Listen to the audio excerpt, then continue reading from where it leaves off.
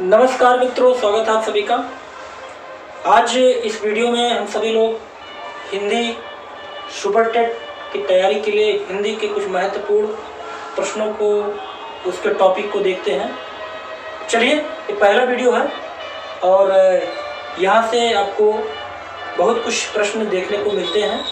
तो चलिए पहले हिंदी के जो महत्वपूर्ण टॉपिक है, शुरू से हिंदी को देखते हैं कि हिंदी कहाँ से आ गई, कैसे आ गई, उसके विषय में बात करते हैं। उसके बाद वर्ण विचार के विषय में बात करते हैं। तो यहाँ पर कुछ महत्वपूर्ण बातों को लिखा गया है पूर्व से। तो चलिए एक एक करके समझते हैं कि इसका अर्थ क्या है। तो यहाँ पर देखिए, सबसे पहले हम देखते हैं वैदिक संस्कृत लिखा गया है, फिर लौकिक संस्कृत, फिर पाली, फिर प्राकृत, फिर अपभ्रंश। यहाँ हमने देखा लिखा है वैदिक संस्कृत, लौकिक संस्कृत, पाली, प्राकृत और अपभ्रंश। इसका आशय ये है कि हम हिंदी भाषा का उद्भव और विकास जब देखते हैं तो उसको हम देखते हैं कि सबसे पहले हमें क्या मिलता है, उसके बाद भाषा का विकास क्या हुआ, फिर उसके बाद कौन सी भाषा आई। तो ऐसे क्रम वाइज अगर हम देखें तो सबसे पहले वैदिक संस्कृत पाते हैं, फिर लौकिक संस्कृत आता है, फिर पाली और फिर प्राकृत, फिर अपभ्रंश। तो चलिए, ऐसा क्यों? अगर हम भारत की भौगोलिक स्थिति पर विचार करें तो भारत को दो भागों में बांटते हैं, एक उत्तर भारत और दूसरा दक्षिण भारत। उत्तर भारत क्या है? उत्तर भारत में आर्य परिवार निवास करते हैं और दक्षिण भारत में द्रविड़ परिवार निवास करते हैं। चलिए, तो इतना समझ में आया कि उत्तर भारतीय जो है वो आर्य हैं और दक्षिण भारतीय जो है वो द्रविड़ हैं। तो हम उत्तर भारतीय हैं, हम लोग हिंदी पढ़ रहे हैं, इसका मतलब आर्य परिवार से संबंधित भाषा को पढ़ना है। तो आर्य परिवार की अगर भाषा का वर्गीकरण देखें तो सबसे पहले जो प्राचीन ग्रंथ है वो है वेद। हमारी जो सबसे प्राचीन ग्रंथ है वो वेद है, और वेद में अगर हम देखें तो वेद में सबसे पहले हम संस्कृत पाते हैं।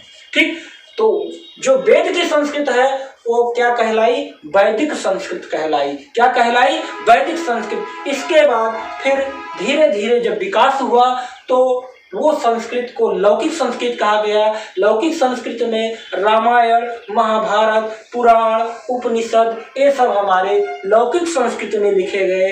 इसके बाद अगर हम और भाषा का क्रमिक विकास देखते हैं तो छठी सदी ईस्वी पूर्व तक हम पाते हैं कि पाली का वर्चस्व आ गया। महात्मा बुद्ध का नाम अगर आपने सुना होगा तो महात्मा बुद्ध ने जितने भी उपदेश दिए सभी पाली भाषा में दिए।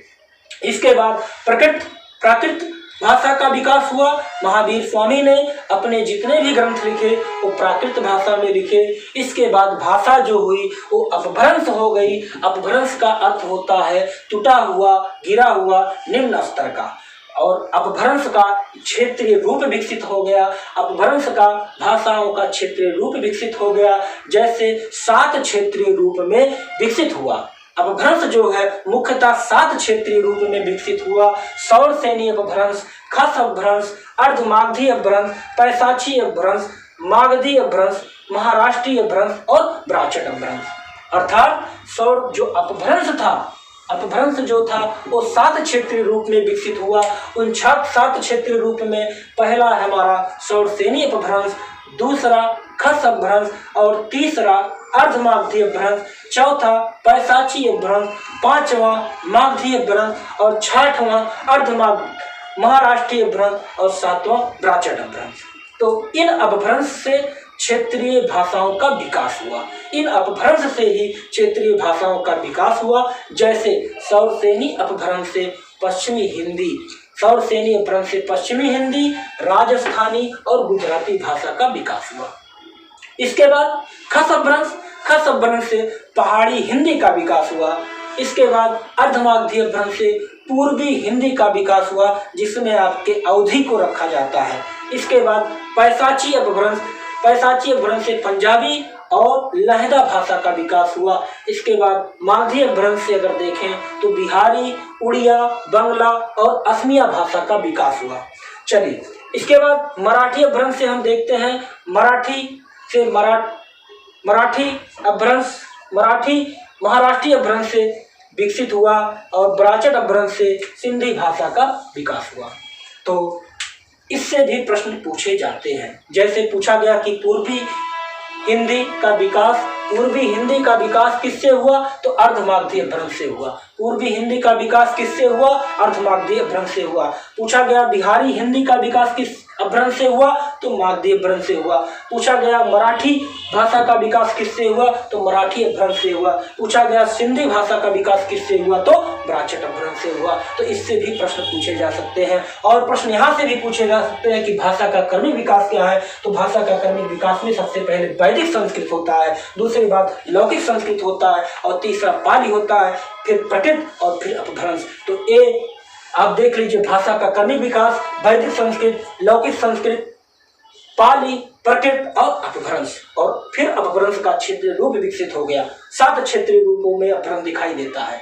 चलिए इतना समझ में आया। अब आगे चलते हैं हिंदी के वर्ण विचार पर बात करते हैं। और हिंदी में देखते हैं तो वर्णों की कुल संख्या कितनी होती है, 52 होती है। हिंदी में वर्णों की संख्या 52 होती है। तो यहाँ पर देखिए लिखा गया है हिंदी में वर्णों की संख्या 52 होती है। और हिंदी में 3 प्रकार हमें मिलते हैं, एक स्वर मिलता है, दूसरा व्यंजन मिलता है और तीसरा आयोगवाह मिलता है। 3 प्रकार के हमें देखने को मिलते हैं, एक स्वर मिलता है, दूसरा व्यंजन मिलता है और तीसरा आयोगवाह मिलता है। तो आइए सबसे पहले स्वर पर विचार करते हैं। तो स्वरों की संख्या 11 होती है। कितनी होती है, 11 होती है। चलिए आ बड़ा, छोटी बड़ी, छोटा उ बड़ा, उरी, ए ऐ ओ औ, ये हमारे स्वर है। कौन है, स्वर है। और अब स्वर का वर्गीकरण करें तो स्वर में 3 प्रकार के स्वर हमें मिलते हैं। कितने प्रकार के स्वर मिलते हैं, 3 प्रकार के।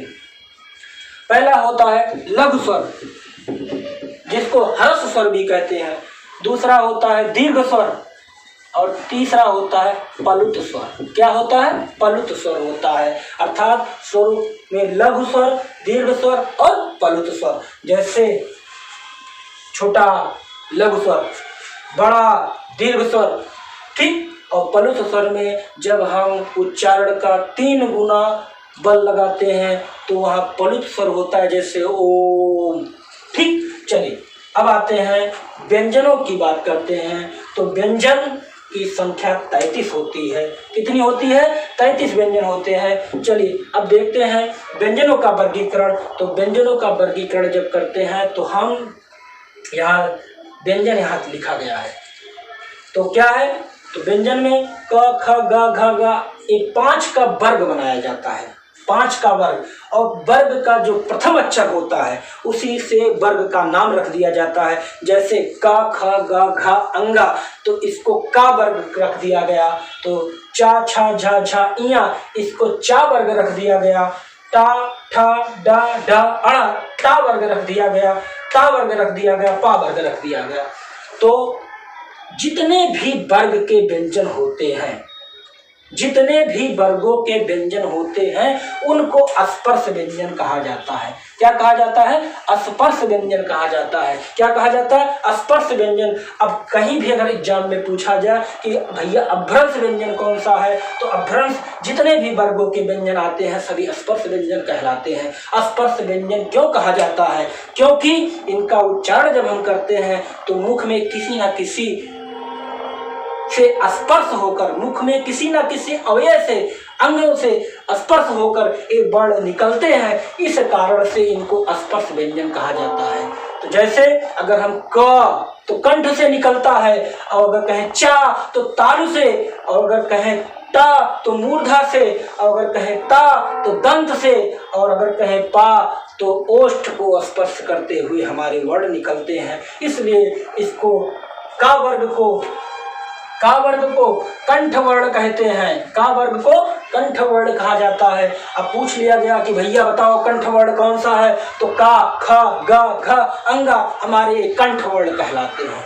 और अगर पूछ लिया गया चा वर्ग कौन से हैं, तो चा वर्ग को तालु वर्ण कहते हैं। क्या कहते हैं? तालु वर्ण कहते हैं। और टा वर्ग को मूर्धा कहा जाता है और ता वर्ग को दंत व्यंजन कहा जाता है और पा वर्ग को ओष्ठ व्यंजन कहा जाता है।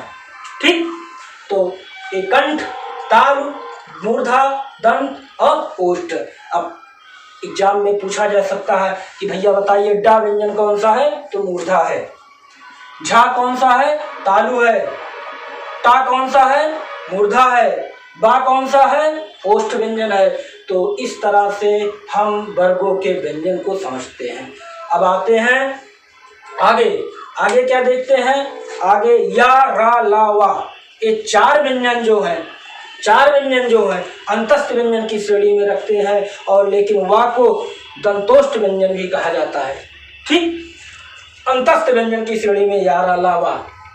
इसके बाद सा, षष्ठी सा, छोटा सा हा, इसको ऊष्म व्यंजन कहा जाता है। क्या कहा जाता है? ऊष्म व्यंजन। ऊष्म व्यंजन कहा जाता है।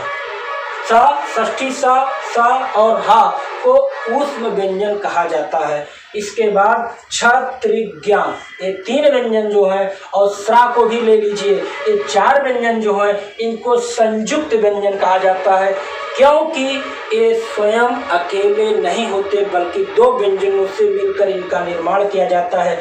जैसे का और षष्ठी सा मिलकर छत बनता है और ता और रा मिलकर त्रा बनता है और जा और इया मिलकर ज्ञा बनता है और बड़ा सा और रा मिलकर स्रा बनता है। इस कारण से इसको संयुक्त व्यंजन कहा जाता है।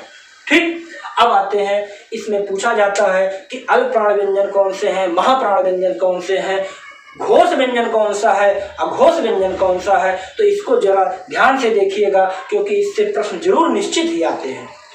चलिए तो देखिए यहाँ पर बनाया गया है अल्प प्राण, फिर महाप्राण, वर्ग में ही देखिएगा अल्प प्राण, महाप्राण, अल्प प्राण, महाप्राण, अल्प प्राण। तो इसका मतलब सबसे पहले ध्यान दीजिएगा, आप अपनी पांचों उंगलियों को ले लीजिए, पांचों उंगलियों को ले लीजिए और पांचों को समझ लीजिए कि ये पांचों वर्ग हैं। पांचों उंगलियां आपके क्या है? वर्ग हैं। तो सबसे छोटी उंगली, कनिष्ठिका उंगली जो है वो छोटी है सबसे, इसलिए इसको छोटे को क्या कहा जाता है? अल्प कहा जाता है, कम है, छोटा है। तो अल्प प्राण, महाप्राण, अल्प प्राण, महाप्राण, अल्प प्राण। तो अल्प प्राण से शुरू कीजिए, अल्प प्राण, महाप्राण, अल्प प्राण, महाप्राण और अल्प प्राण।